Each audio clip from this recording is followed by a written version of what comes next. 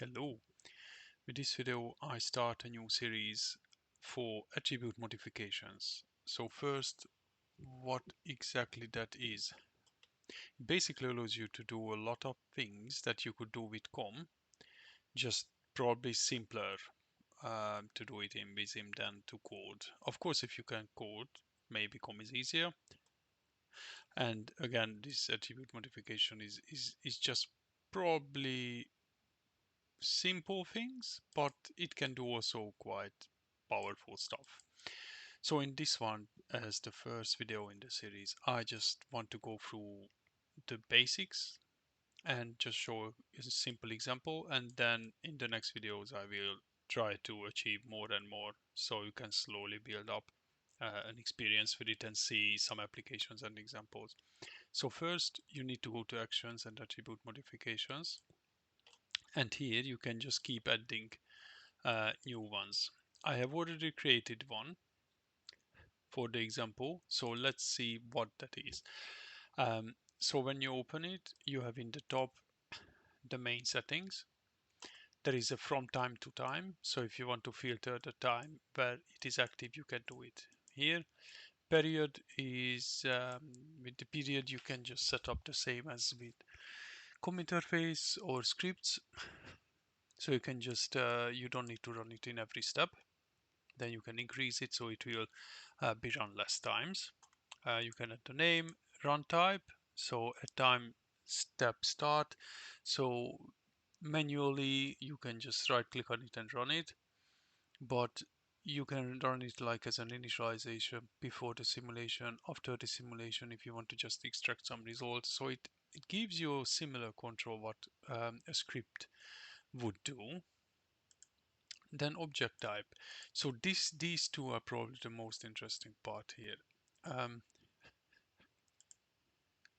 you can select any object you want. So like from vehicles in network, zones, stop signs, basically anything you want, nodes, links, edges. So you can um, change anything you want. You can target to modify or to update any attribute. So if you select link, then here in the target attribute, it will list all the attributes, basically.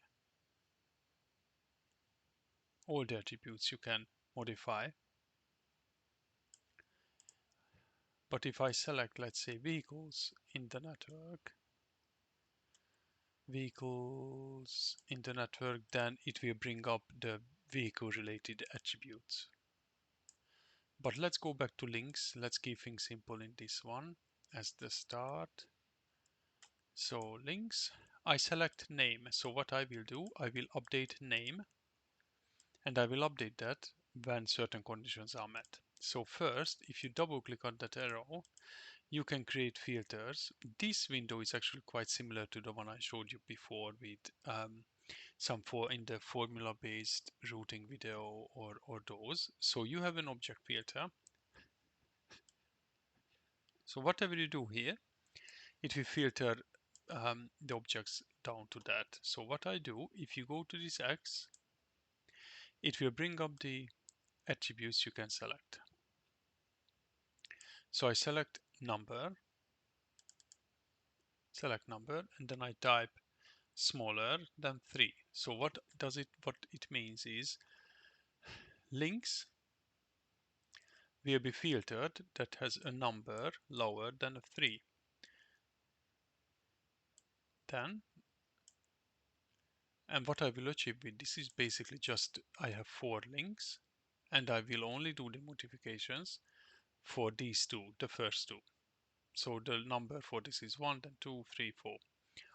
Then you have a value assignment. You can use just a distribution where you can just select a distribution. You can create it in base data or use the formula. Of course, we want to use the formula most of the times. Otherwise, you can just apply distribution probably in a simpler way. But again, this might be a tool here to apply different distribution for some stuff in a given time or from time to time. So it might be helpful, but probably formula is gonna be the one that you want to use. And here, new attribute value is calculated as. So basically here, you input what you want to input into this one. You can just say 1 plus 1 as a word, and 2 will be basically in every case, but it wouldn't make a lot of sense. So what I want to count the number of vehicles on a link currently at that time step. So if I go down, so if I select again this X, that brings up all the attributes. If I go all the way down, there is a attribute group called vehicles. And here you have all these, I don't even know what they called. Basically these calculators. You can get the minimum, maximum, sum, average. So you have these, the same set, when you have a group of different things. So with vehicles, you can have a lot of different things, so you can't have a specific attribute like that. So what you can do, of course, you can select the minimum of certain attributes or from that group of vehicles. Since you don't have one, you can create exactly one that the one is matching. But what we want is just use count. So what it will do is basically count vehicles on that link. So if I OK it, and that will update the name. Of course, I ran it before, and so you can see there are some numbers there. So you can also set up like a different attribute modification that runs before simulation start or after simulation start, and you just zero out all of that name. So it will start with a shiny nothing in it. So let's run it. So as you can see, it counts. And since the label is turned on for these links as well, here, there, and what it shows is the name attribute. So we just pick up the name. Okay. And it will update basically that. As you can see, there is nothing here. And the reason for that is because we applied that filter. If you take that filter out, you would see a number on all links. So if you run it, you can see that depending on how many vehicles are on it, it changes the value. 1, there, there are 3, and here you don't see anything.